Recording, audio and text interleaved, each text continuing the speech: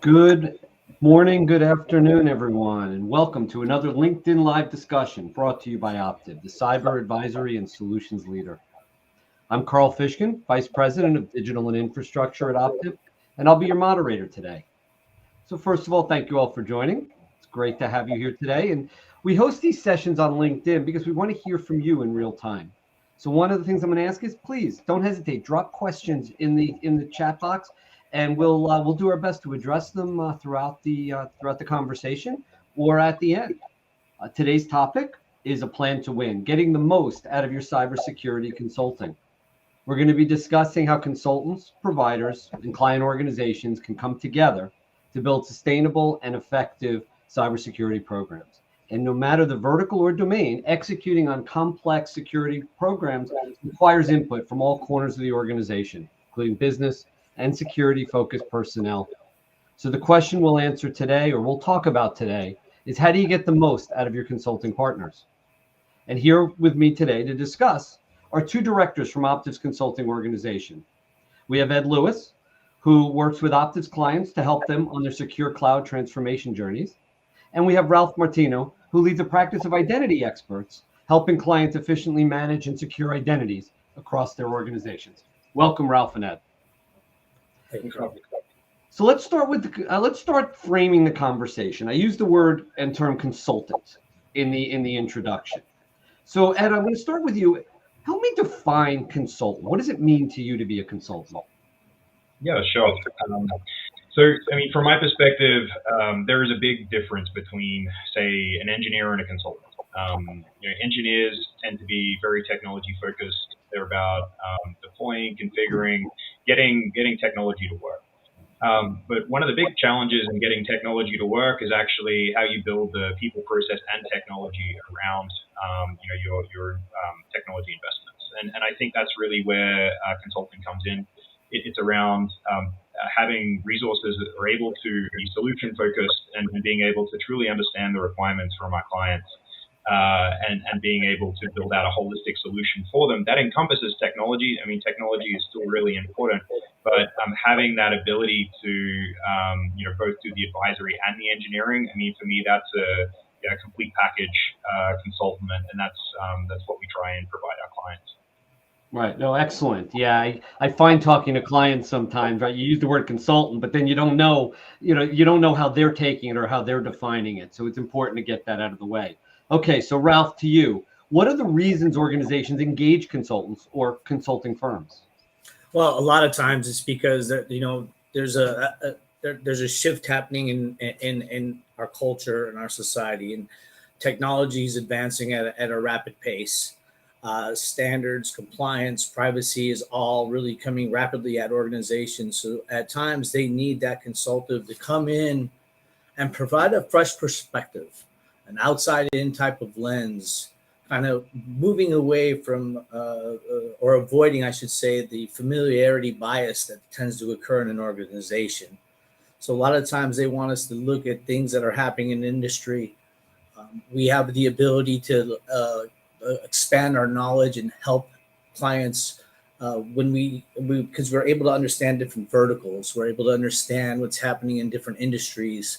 And so we bring a different perspective and lens to an organization that can help them with their challenges and help them go beyond just, like Ed said, technical deployment, but really tying it to business outcomes. I couldn't agree more. Ed, do you have anything you'd like to add?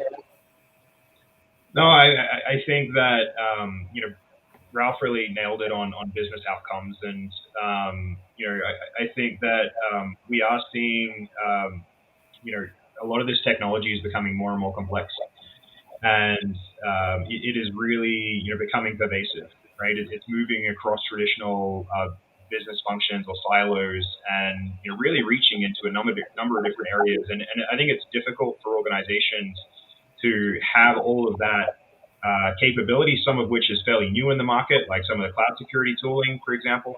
But having all of that capability in-house and, not only having that technical capability, but understanding how to make it work and operationalize, I mean, that's challenging. And I think that,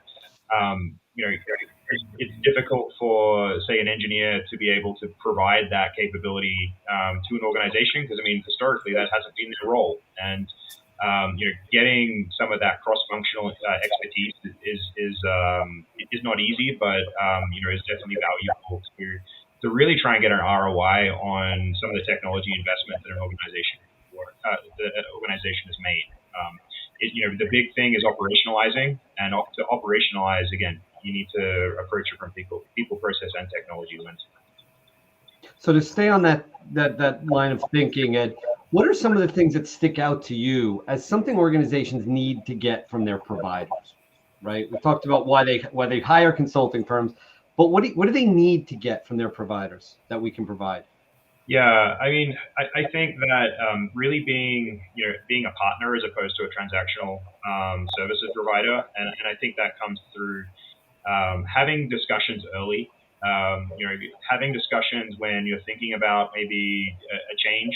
It could be from a strategy standpoint, but the earlier the better that you can start bringing in advisors, even if it isn't necessarily for a services engagement, but just starting the conversation to get some guidance if you have a trusted advisor.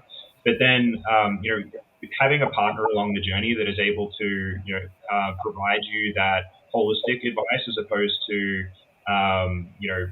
deploy this software solution for me and move on, right? That transactional relationship results in transactional outcomes, and sometimes that's needed. Fully appreciate that, but having a partner along the way that is able to look a bit more broadly and bring a more cross-functional and more breadth of experience and capability to really stitch this together based on learnings from other organizations, other industries. That's really, really valuable, and that's always going to be hard to contain within an organization because it's not like every day organizations have had these transformational projects or these large-scale cross-functional projects. Just sitting around waiting for a project to drop. I mean, everyone has a day job. And I think that's a big thing of where consulting comes in is they're able to provide that extension, that pressure relief valve, so to speak, to be able to complement the expertise in an organization, to be able to add some additional capacity and expertise that are able to really drive to business outcomes. So I kind of summarize what I'm hearing from you. So you've got a handful of these reasons. You're talking about bringing in the expertise that you may not have internally. You are talking about bringing in additional hands, right? People that can do work that you just don't have bandwidth to handle internally. You might also be talking about the political, which I don't think you mentioned, but the political aspect of having a third party provide that evaluation rather than doing it internally. Maybe talk a little bit about that. Yeah, sure. I mean, from my experience, there's kind of three reasons why consultants get brought in. It's either a client or organization doesn't have the capacity, the capability, or sometimes both, to be able to get the outcomes they're looking for. But part of that capability isn't always just technical. Sometimes it is that ability to move across different silos in an organization, to be able to help manage those different stakeholders. I mean, it can be really difficult for a leader in an organization, say they're in infrastructure, or say they're in DevOps, or say they're in cloud or cloud security, to be able to enact organizational change and be able to move across all those different silos. Because again, they have a line role, they are responsible for a piece of the puzzle, but being able to move across all those different domains seamlessly isn't easy. And sometimes it is actually easier for consultants to be able to achieve those outcomes for clients by through partnership with having the right support and buy-in from key leaders. But a lot of this is change management. A lot of this is stakeholder management, and I think consultants are well versed in that because that's their day job. They have to be able to move across multiple stakeholders and silos. I mean, silos are things that we have to work around and adapt to as part of our day job to get the outcomes that we sign up to. So that is sometimes a little bit easier for us to do than it is for client stakeholders within their organization. Ralph, any thoughts from you on what sticks out as something organizations need from their providers? I mean, when we deal with identity, I couldn't agree with that more. Is making sure that we're driving the stakeholders, we're driving the communications across the different business lines. When dealing with identity, it's important that we get different aspects of the organization involved and that they stay involved throughout. So I think what we help the most is breaking down the silos in the organization and understanding where we need to go and partner with. And sometimes what I see from clients is they're very technology focused and they miss the bigger pieces. And I think that's where we come in and provide another degree of service to the client, connecting the business outcomes to the technology and really breaking down internal barriers and politics to accomplish the goal. I think that sometimes we get started and not understand a goal, and that's what leads us down a bad path. But breaking down barriers, aligning our stakeholders, and keeping our stakeholders engaged throughout the entire process really helps us overcome and be successful and make sure that the business is meeting their objectives. So let me flip the question around on you guys. So I first asked, what do organizations need from their providers? Well, what do the providers need from the organizations? Ed? Yeah. So I think we touched on it a little bit before, but where possible, being outcomes focused, I think is really, really key. But also, flexibility is a big part of it, and I think part of that flexibility comes in the delivery model, right? Sometimes what a client needs is a really smart person to be embedded with their team, and maybe under a staff org model or something like that, and that's completely fine. But other times, that's not what they need. Sometimes they need a team. Sometimes they might need some, maturity services, which is like part-time advisory and kind of everything in between, right? So, having a partner that has that ability to be flexible in their delivery model to really meet the needs of their client, I think that's really important. That's around, really, being able to articulate what as an organization you're trying to achieve or would like support with, and then having a partner that is able to kind of tailor the outcomes or the delivery model to be able to support that business objective. Any thoughts, Ralph? I think a partner, their role in an organization to help them be successful is really to help push them, help them get beyond that sticking point. I think oftentimes they're needing a consultant to come in there and help them and advise them. And when consultants sit back waiting for a client to make decisions, is where we're not serving the client very well. So the real partner comes in, helps understand what their needs are, tie them to business objectives, work with them on technology, and really, it is a partnership. It's not us just coming in there and waiting. It's pushing them, guiding them, helping them, advising them, giving them a perspective that maybe they haven't thought of before, and giving them some of the knowledge that we've had through the various clients we've worked with, maybe telling them what their peers are doing differently or making their peers successful so that they can achieve an outcome.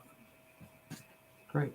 So let's pivot a little bit in the conversation, and let's move on. So all of us have been in consulting or services in some form or another for many years. Ralph, what's different today about engaging consultants and working with consultants from, let's say, 10, 15, 20 years ago? Oh, well, shoot, 20 years ago when you were a consultant, you were more focused on the internal infrastructure, right? Things were happening in the brick and mortar, in the building. You were doing ERP implementations, right? You were more focused there. You 20 years ago, you might even be consulting on organizations on how maybe to use the internet. This was a new thing to them 20 years ago. And now fast forward, you have big regulatory compliance. You have privacy laws that are global. You have globalization, the agile methodologies that they weren't there 20 years ago like they are today. And I think the biggest thing that we see in that identity world is the fact that 20 years ago, we didn't have such a remote workforce. Today's workforce being remote has really complicated things for the organization. It's really made the management of identities complex. So I think that the difference is just time and how fast we've evolved over that time. Ed, any thoughts? Yeah, I think that Ralph really nailed it. I mean, the pace of change that we've seen over the past 20 years has been significant. I mean, cloud, 20 years ago wasn't really a thing, and cloud security definitely wasn't a thing. I think that the technology has really evolved and continues to evolve at such a pace that it's challenging for organizations to really keep up with that and to retain all of that talent and expertise in house. I think that with cloud specifically, right? If you take a step back and look at cloud, I mean, it is pervasive. It really, it really touches almost every part of the organization. And what's difficult about that is, what we're seeing more and more is not just cloud or on-prem, but really multi-cloud, hybrid infrastructure models. And you're now talking about clients that have AWS, Azure, as well as a decent data center, which they plan to continue having workloads and applications hosted in. And stitching all of that together is complex.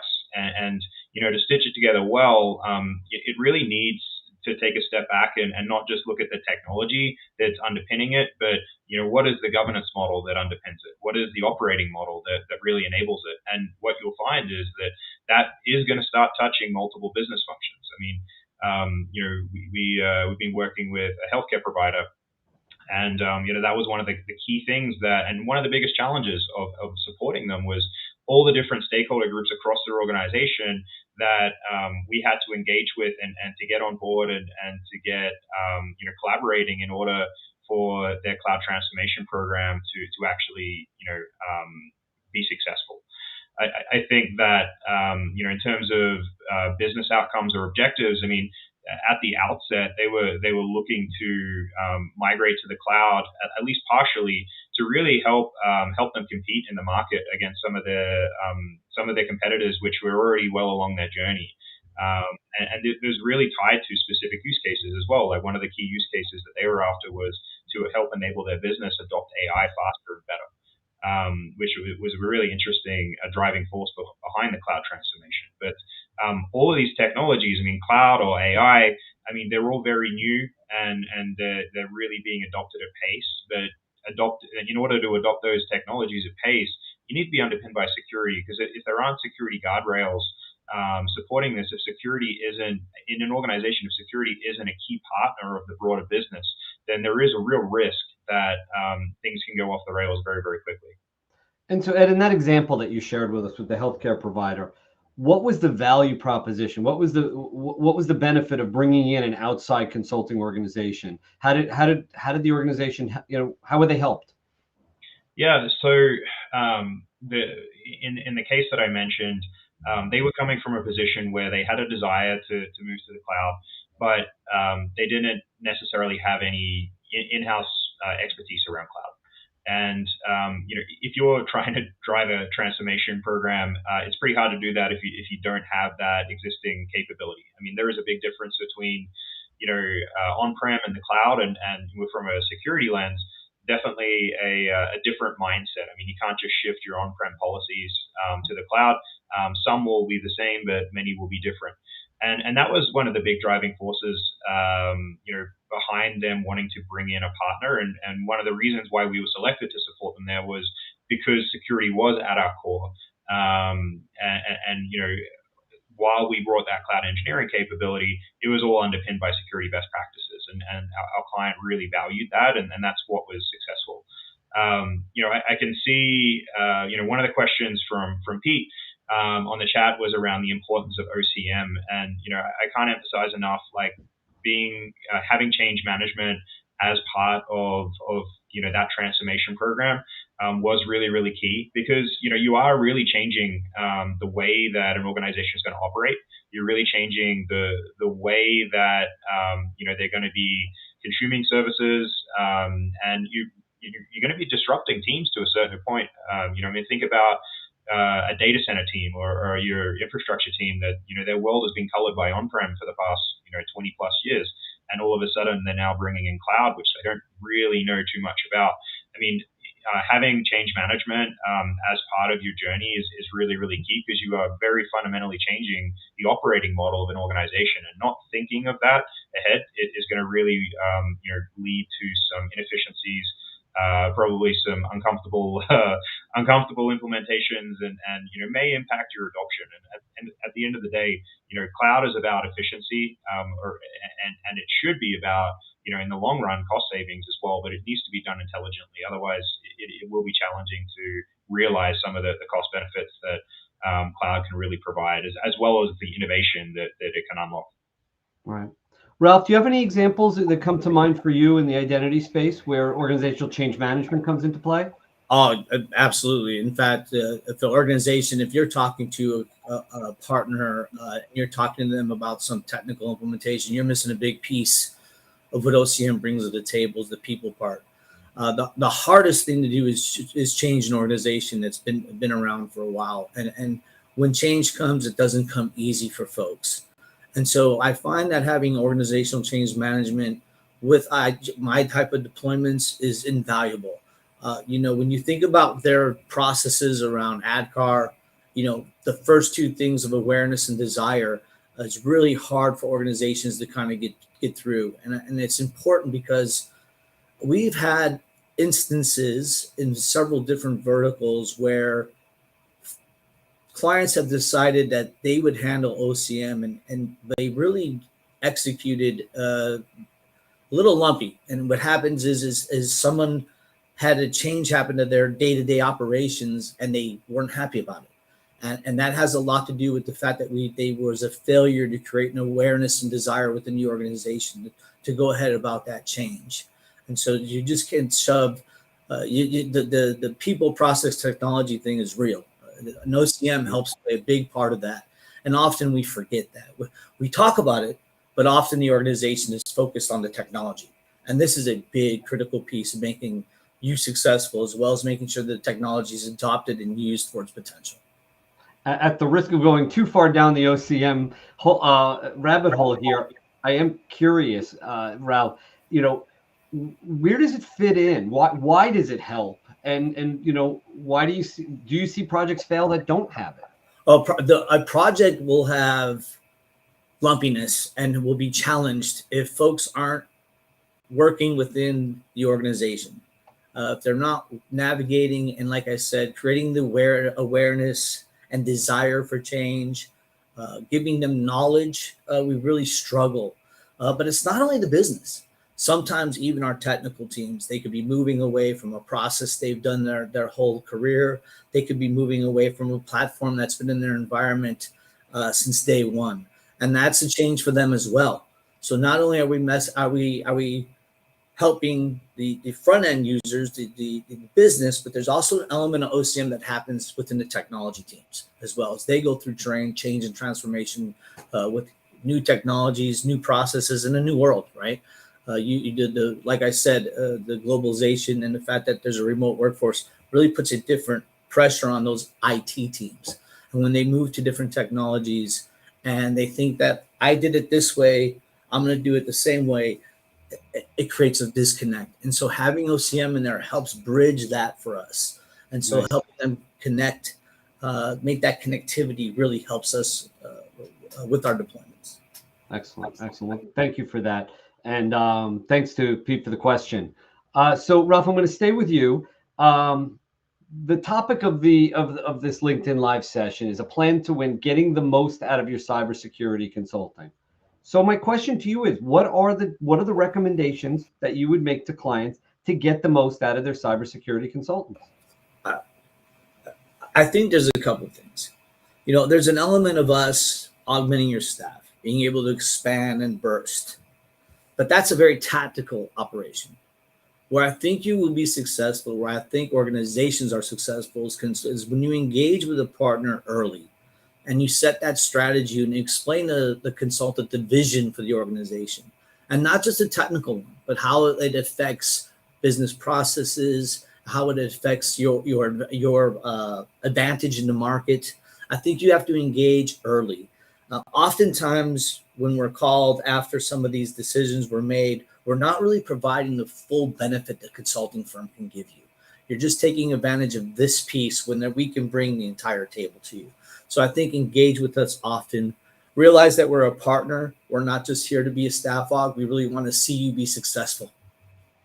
That's so important in understanding that joint mindset of success. Ed, what are some of your thoughts and tips and tricks? Yeah, I mean, I think Ralph touched on some of them, but I think I'd really emphasize is a partner versus a transactional services provider. And an example would be, someone that, transactional could be a deployment, a quick start, configuration or something like that. Whereas a partner is someone who, comes in early and really helps advise the direction of the overarching program and, it helps you along the journey. And I think there's a big difference between a staff aug provider or a technical engineering provider than a consultancy who's able to really help you look at the bigger picture and make the right decisions early, so that when you get down the line, it's not just a product only decision. It's how do you make this all fit into your broader contextual environment, because that's what's important, right? That's making decisions, with that broader perspective is really, really key, and that's how you get successful outcomes. But if we're, as a service provider, only brought in for a narrow wedge, like Ralph said, then it's difficult for us to be able to provide that higher level expertise and advisory for our clients. Okay, I'm going to throw a random question at you both in 15 seconds each. What's your advice for somebody looking to get into the consulting world so that they can become a strong consultant? Ed?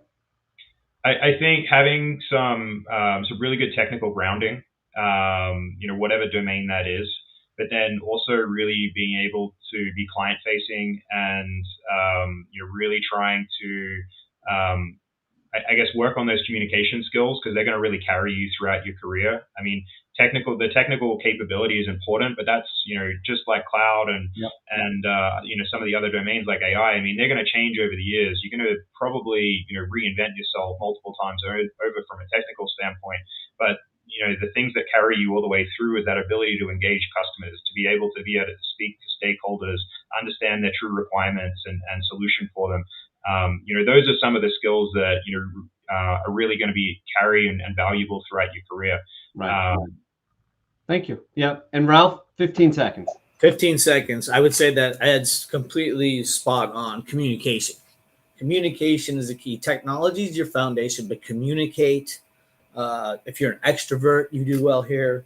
If you do well at listening and understanding the challenges that the client needs you to fix, you would do well as a consultant.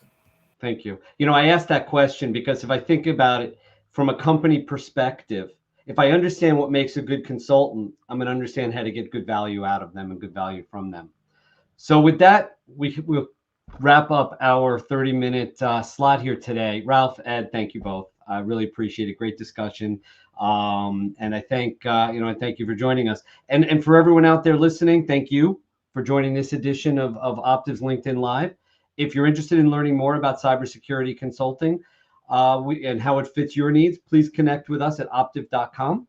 And with that, we'll close out today's session. So thanks very much. Thanks, Thanks, Carl.